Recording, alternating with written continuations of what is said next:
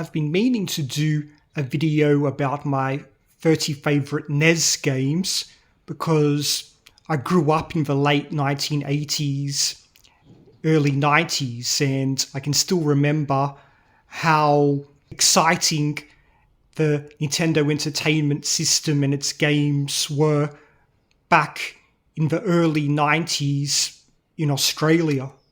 To keep the list more interesting, I won't include more than 2 games from one series. Yes, Battletoads is remembered as being a hard game, and I usually don't like games that are very hard, but it was the first NES game I played. It was at an Australian shopping mall when Nintendo had an exhibition and I could try out the NES consoles for free. This was in 1993. And when I played Battletoads, it was just so fun. It wasn't just like an ordinary beat 'em up. I remember your Toad character would make a giant fist when he would pound enemies and picking up bits of the robots and whacking enemies. The segments where you're going down the cavern using a rope and you can pick up an item and swing it like a sword, and the boss battle where you pick up boulders and dodge the enemy gunfire and throw the boulders at the screen. It was just so different for its time. The segment where you're on the hoverbike things. I got past the hoverbike level only one time, but the game was just so much fun. This was a time when you didn't have to beat games to enjoy them. Tailspin was another NES game I played at that exhibition, and it was the second NES game I ever played, so coincidentally have it placed near Battletoads on this list. And this game, it's a tough game. It's a shoot 'em up, as you can see. Not quite as brutally difficult as Battletoads. It was just fun and memorable. I love the Tailspin cartoon, which helped.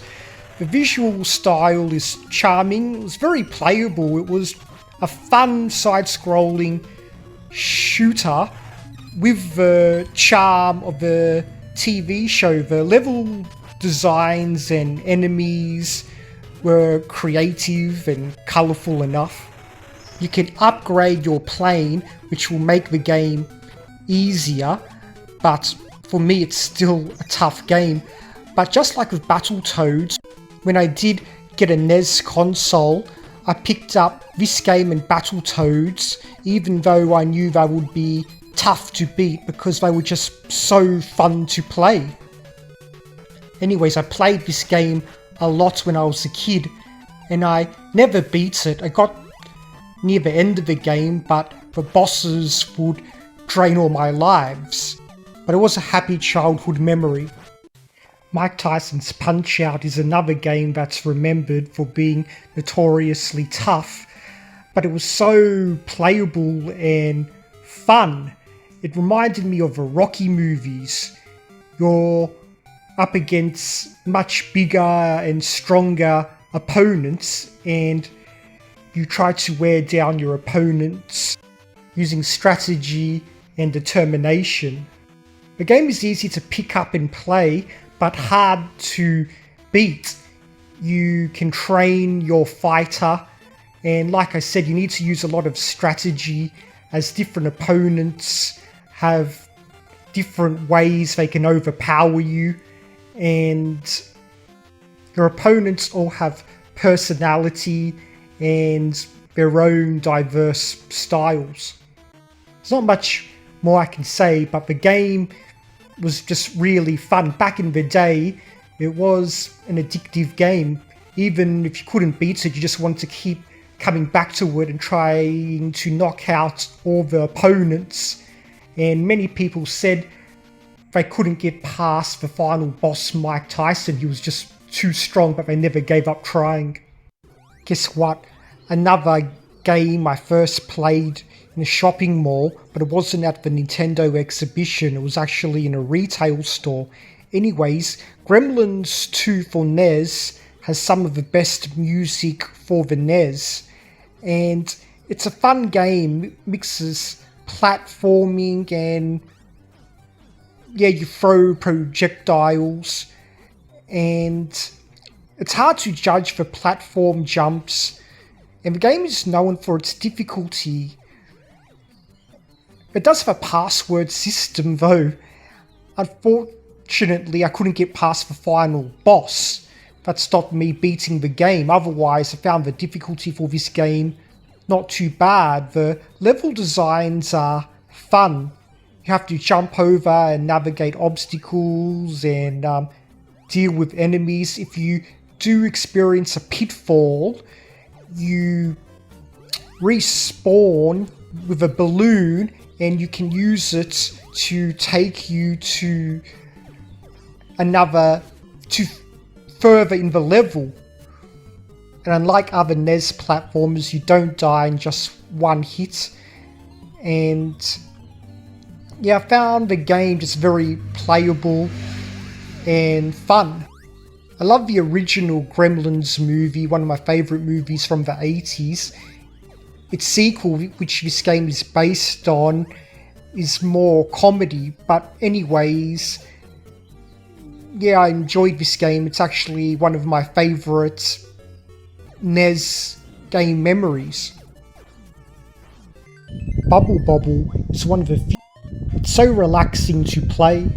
The game starts off easy, but it gets much harder towards the end because you get swarmed by enemies, and some of the bosses are big and move quickly and shoot projectiles at you quickly. But the game never feels frustrating or stressful, it's always relaxing.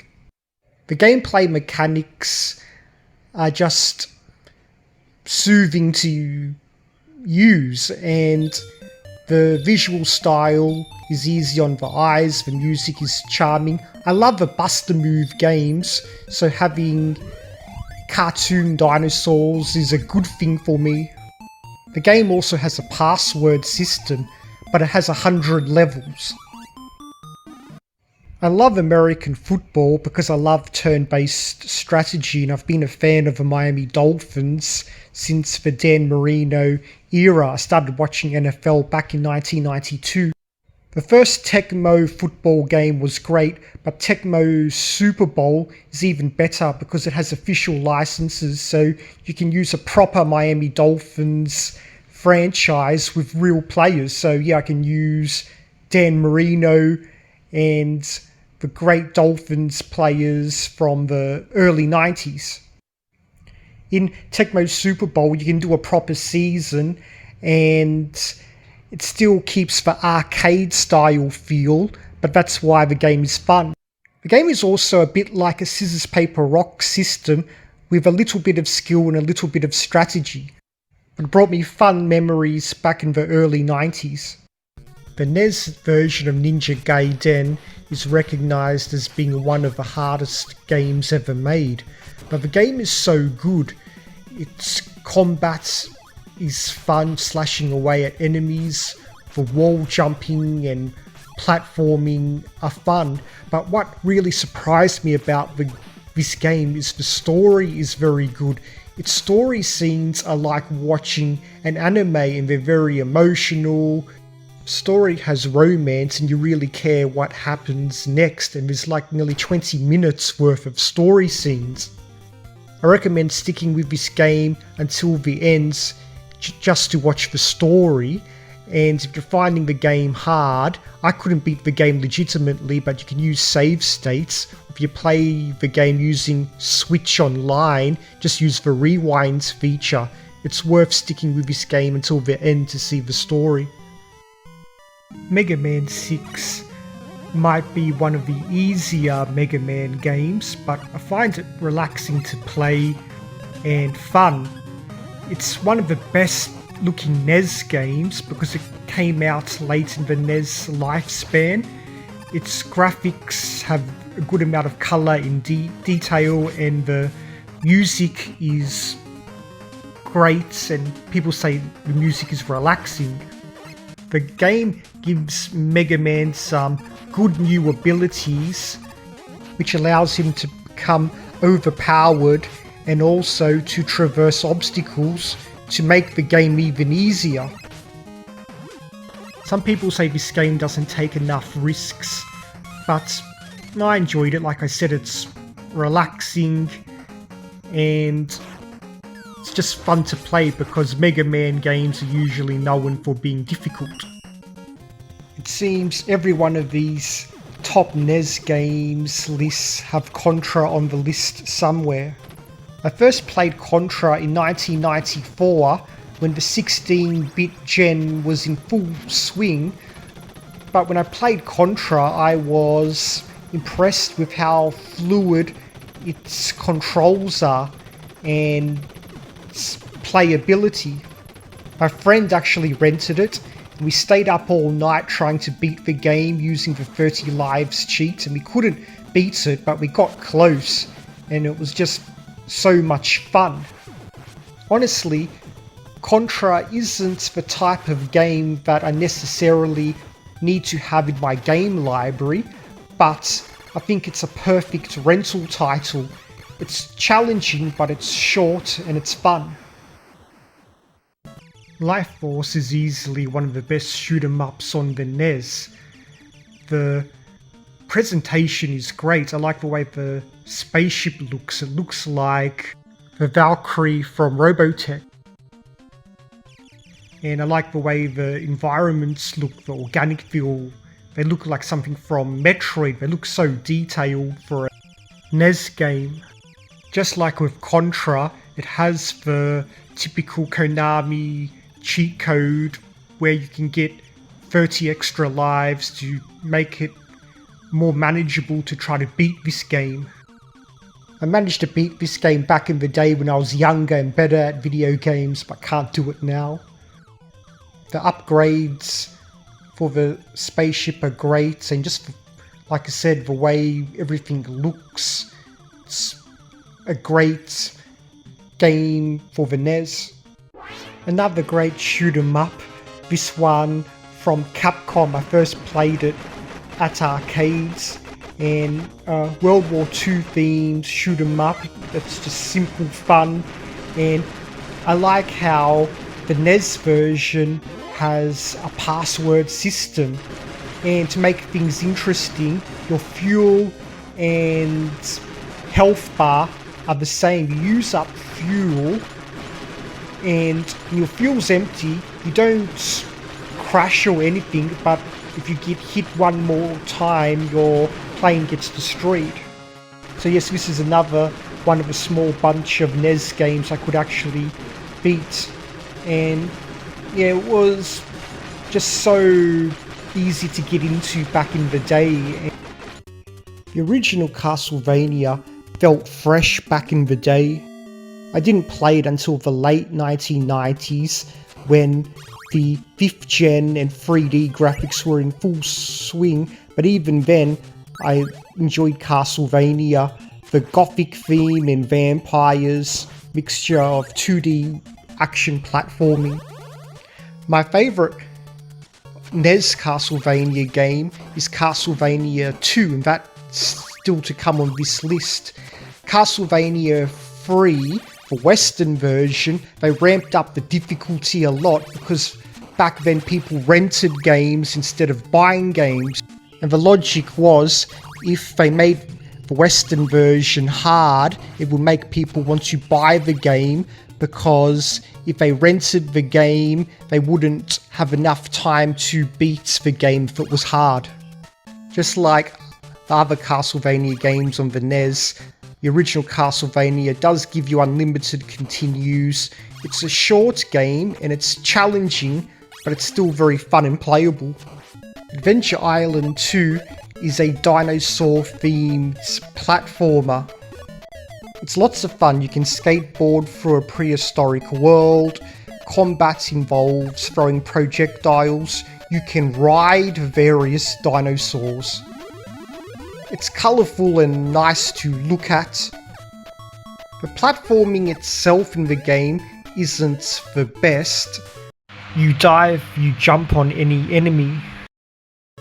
But what's not to like about dinosaurs? If you've seen my other videos, you know I love dinosaurs. I collect dino riders. Like with many other 8-bit platformers, the platforming in this game is challenging, but you get unlimited continues. It's colourful, it's fun, it has dinosaurs, so why not?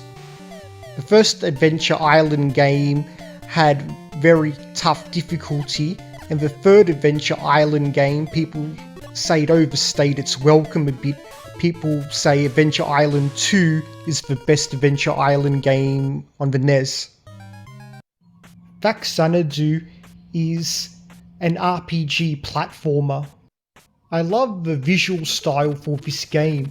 It goes for a more darker style of atmosphere. It's been described as having a more Western art style.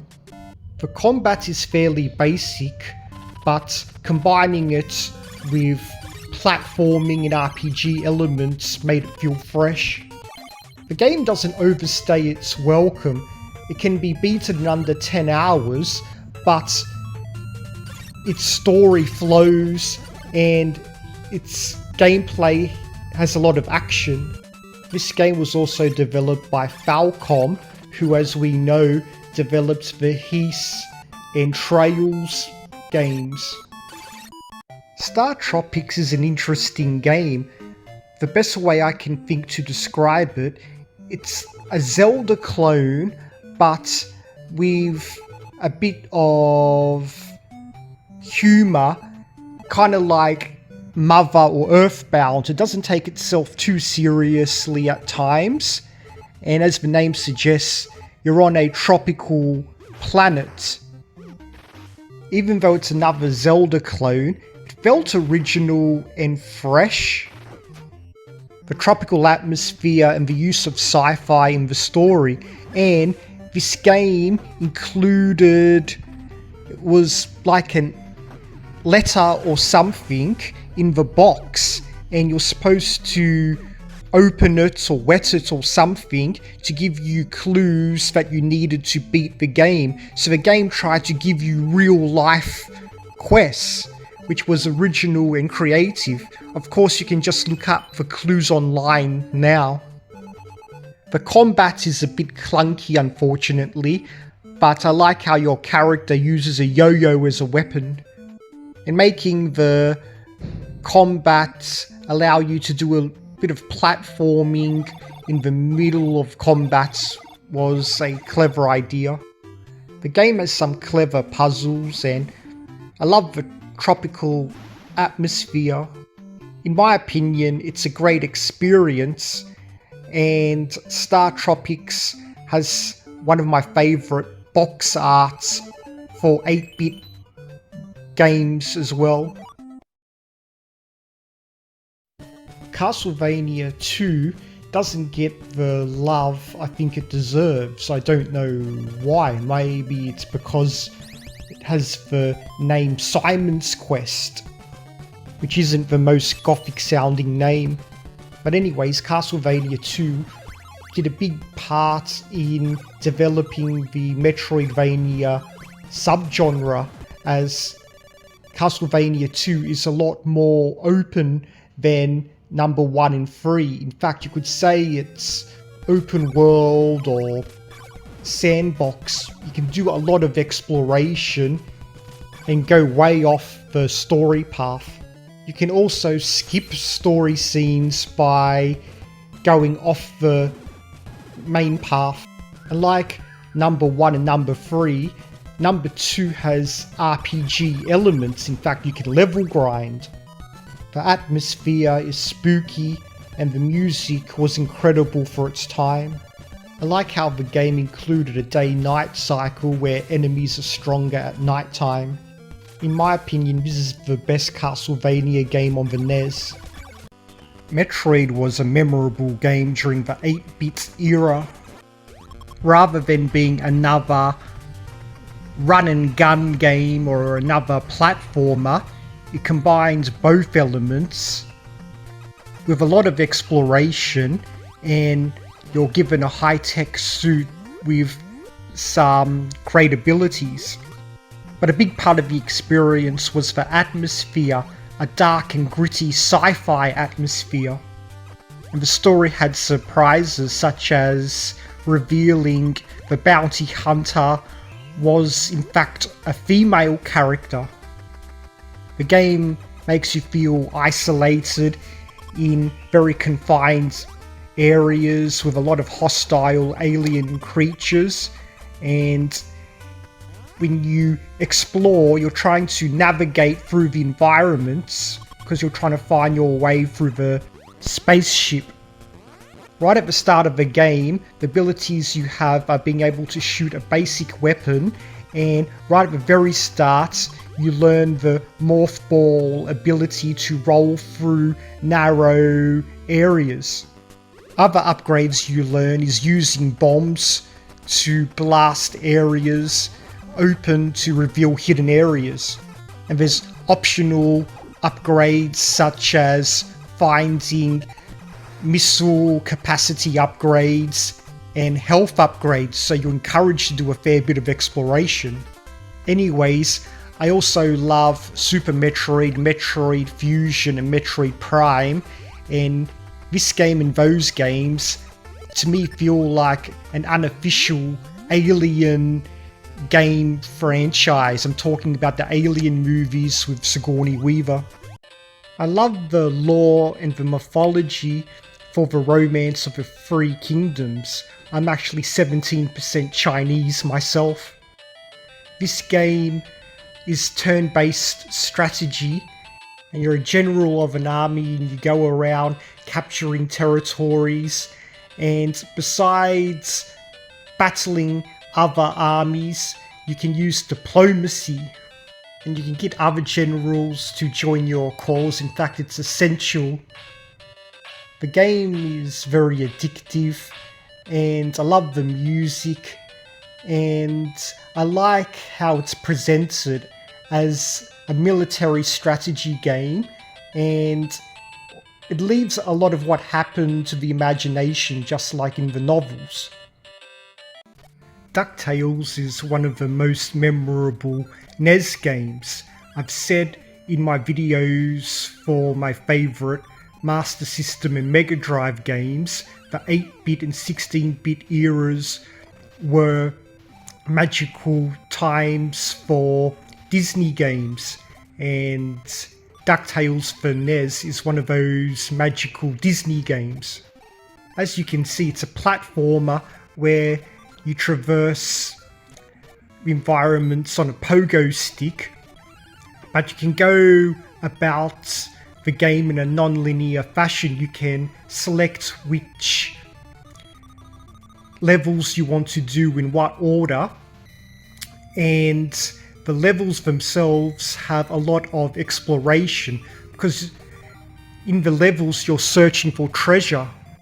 It's not a hard game, and I'm game for all ages because just about everyone loved DuckTales back in the late 80s, early 90s. I remember rushing home from school to watch DuckTales in the late 80s. The game is colourful and has nice presentation. It's worth pointing out many people, including myself, have played the remaster of this game that was released on 7th gen consoles.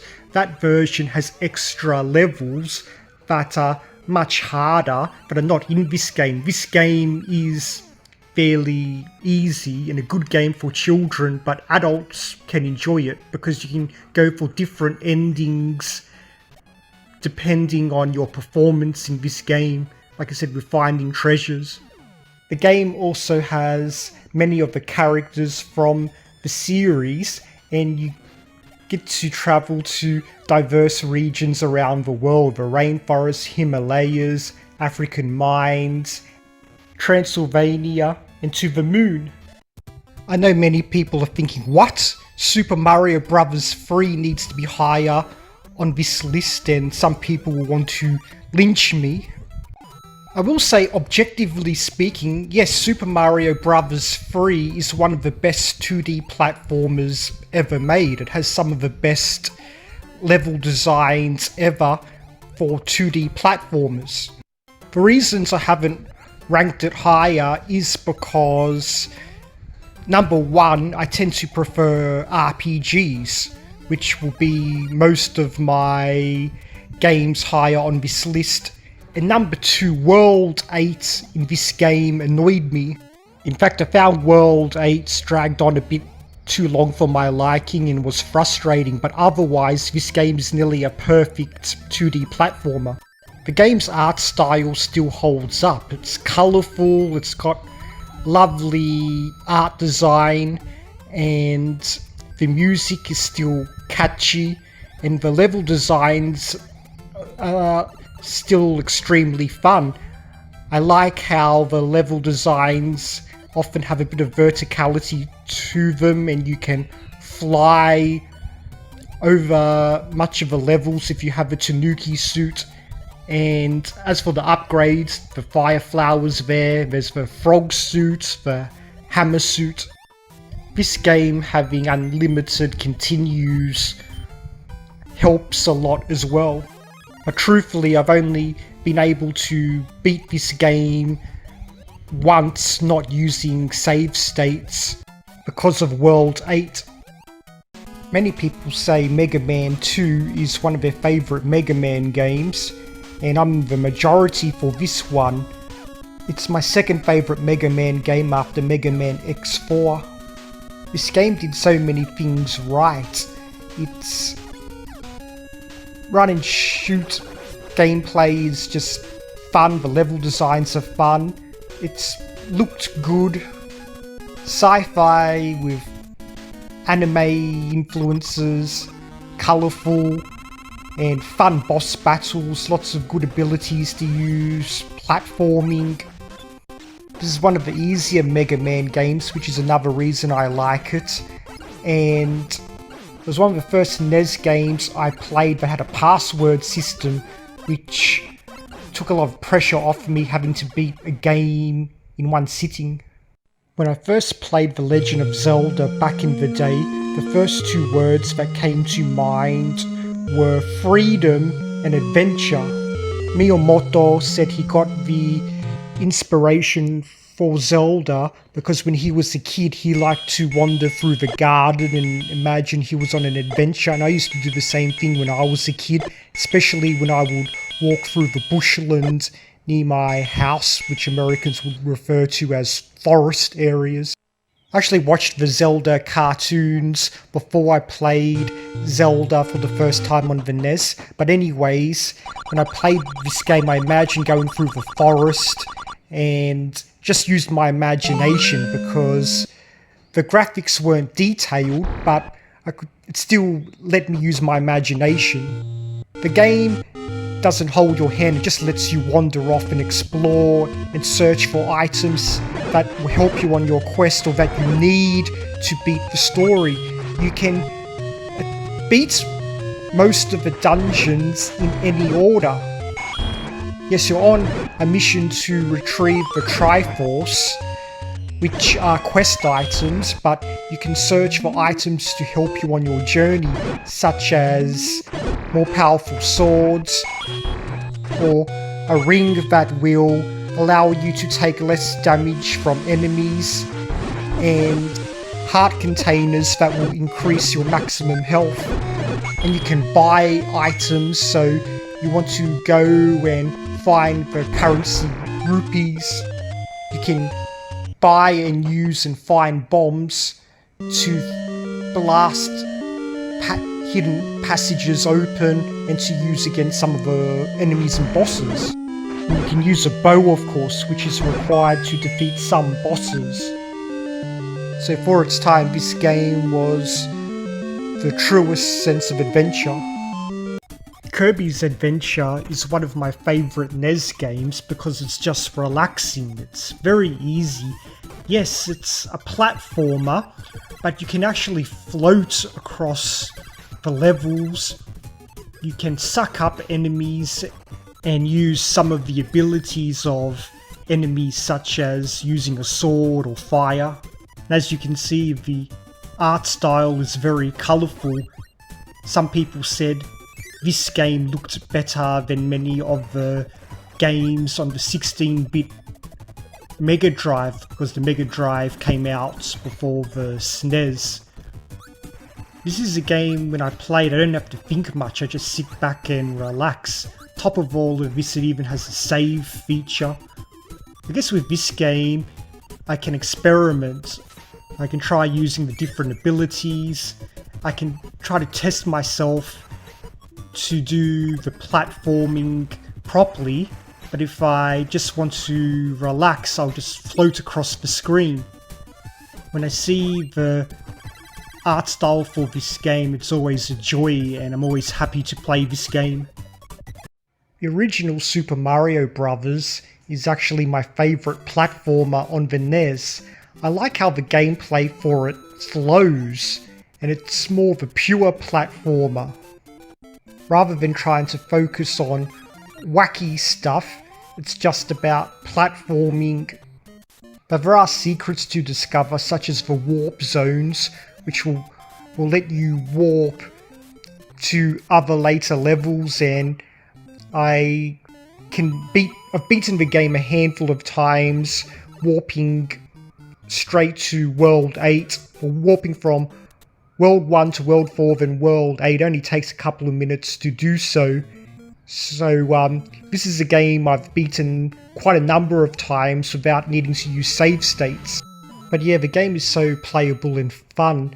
The controls are tight, and while World 8 in this game is brutal, if I can get up to the second last stage with a fire flower, I'm a good chance of beating that level and the final castle. In this game, it was revolutionary. People back in the mid-1980s, when they first saw this game, they were stunned. They said the turtles look like turtles, the trees look like trees, because before then people were used to seeing the blocky graphics on an Atari 2600. But yeah, I like how this game tries to be like an old school retro platformer, kind of like Pitfall, but just makes the level designs have the platforming flow. When I have nothing to do for 30 minutes, I still pick up and play this game and try to beat it with the warp zones. You probably knew a Final Fantasy game had to be on this list somewhere. I really enjoyed the original Final Fantasy game. It has a very dark theme compared to the other games in the series. In this game, the world is in ruins because the elements fire, wind, water, and earth have become corrupted. So the wind no longer blows, the ocean is full of vicious creatures, the sun doesn't shine much, and the earth itself is rotting. On top of all of this, the world is experiencing a time loop.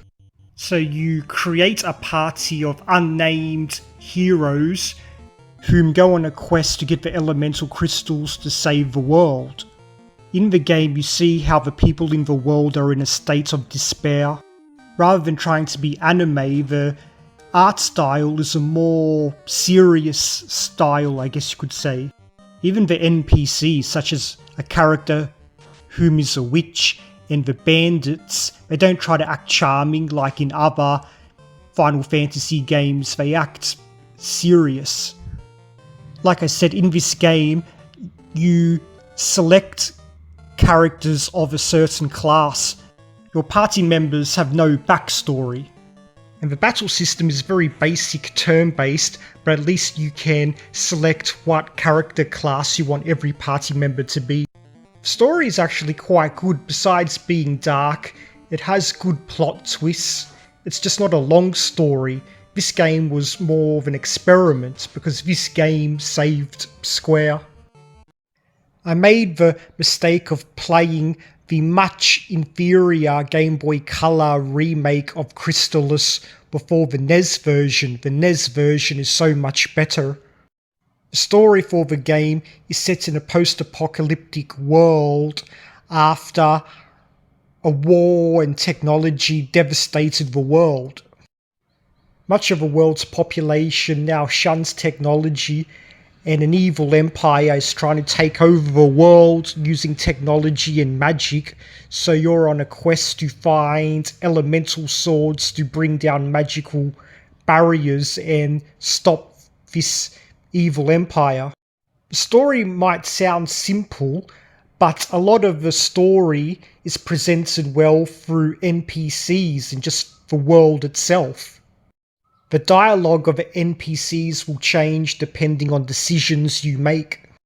The combat is great, it's an action RPG, and the elemental swords you use allow you to use magic as well as regular attacks, and the type of element you use can do a lot of extra damage depending on the type of enemy you're facing. Visually, the game looked great for its time. Some of the story cutscenes and the sci-fi technology in the game looks great, and there's good details such as seeing areas where plants have mutated and there's mutants in the world, and the towns have a simple post-apocalyptic feel to them. They look cozy.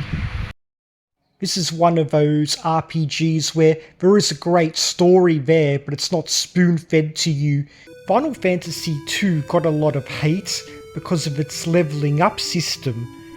And admittedly, I'm not a big fan of its style of leveling up, but if you can look past it, it's got a great story. It has one of the best stories for 8-bit RPGs.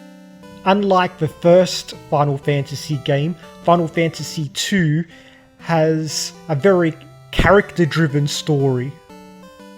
The story has a lot of emotion. In fact, numerous characters will die in the story. There's so much happening in the story, and you'll really care about the characters. Some people say the story has a Star Wars vibe because you join a bunch of rebels to fight against an evil empire that uses a giant ship. But plot twists come into the story, and for its time, the story was pretty epic. As for the use of keywords, I did that when I played Ultima and I didn't mind. Visually, it's an improvement over the original Final Fantasy on a technical level. As for the leveling up system, you level up stats such as spells by using that spell. You increase your strength by using physical attacks. Your max health points increases when you take damage. And you can cheese your way through the game by attacking your own party members to level them up quickly. The main appeal for me about this game is the story. At the time, it took emotion in storytelling to another level. It's just like some people could overlook the junction system in Final Fantasy VIII and saw there was a great story there, and I think it's the same with this game. It has a great story, but people wanted a more traditional leveling up system. Dragon Warrior 4 had an innovative idea for storytelling. The first 4 chapters of the game will show the story from the perspective of different main characters. They'll have their own backstories and motivations and intricate ways in how they fit into the world. In chapter 5, the main character takes over, but by then all the other characters will have developed strong relationships and emotional connections with other characters. There's so many intricate stories in this game. The world building is incredible. Not just your party members, but even the NPCs have an impact in the story. What holds this game back a little bit is from chapter 5, you only control one party member and the AI controls the other party members, which makes battles become frustrating. And another reason I haven't ranked this game higher is because the 2 other games ahead of it on my list, I played them before this game. So I have a bit of a stronger attachment to the 2 other games that are coming next on this list. It doesn't change the fact Dragon Warrior 4 is one of the best RPGs of the 8th gen. Say what you want about emulation, but emulation allowed me to play an English version of Mother in the late 1990s. The story for Mother is set in the late 1980s in rural America. The story uses a lot of satire and social commentary about things such as consumerism, materialism, parenthood, and the stereotypical life of an American family.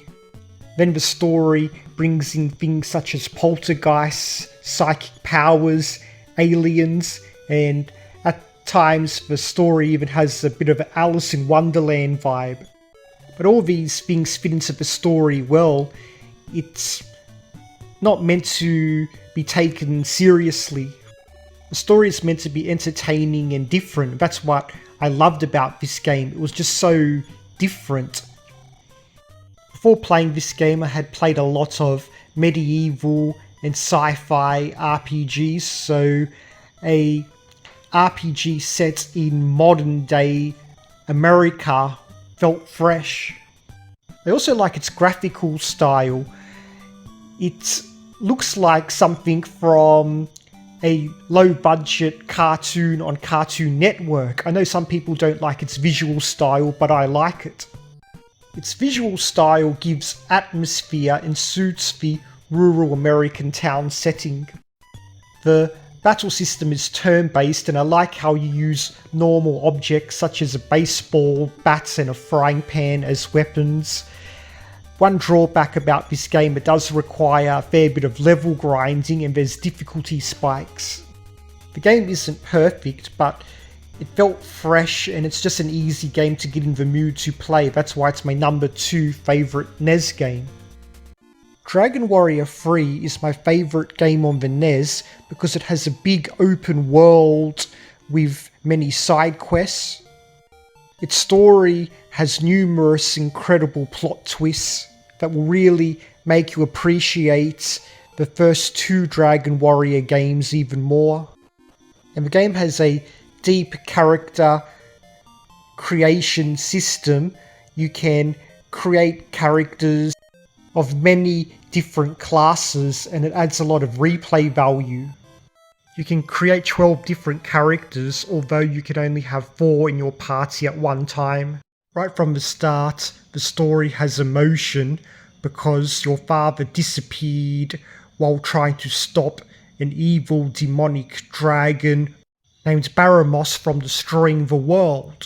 Baramos is capable of destroying entire civilizations, and on your 16th birthday you're summoned by the king to follow your father's footsteps into searching and stopping Baramos. But then the big plot twists come into the story and they'll really blow your mind. For a game released in 1988 in Japan, the game is colourful enough. Like I said, a big highlight of the game is the huge number of character classes you can create that are diverse and exploring the big open world. Dragon Warrior 3 was also the first Dragon Warrior game to feature a day-night cycle. Not only will the plot twists blow your mind, they can also be very emotional. And the battle system doesn't make you have to rely on AI to control party members like of Dragon Warrior 4. Some people say Dragon Warrior 4 and Final Fantasy 2 have a better story, and that's fair enough, but I like Dragon Warrior 3 more than those 2 games as a whole complete package. And like I said, this game has a lot of replay value because you could replay the game again using different classes of characters and have a very different experience. And because it has a big world map, it has much to do even after you beat the game. And finally, there's something warm and colourful and cozy about Dragon Warrior 3 that I like. There's a reason it got a remake not long ago, and people were happy and excited for it. That wraps up my video for my 30 favourite NES games. Take care.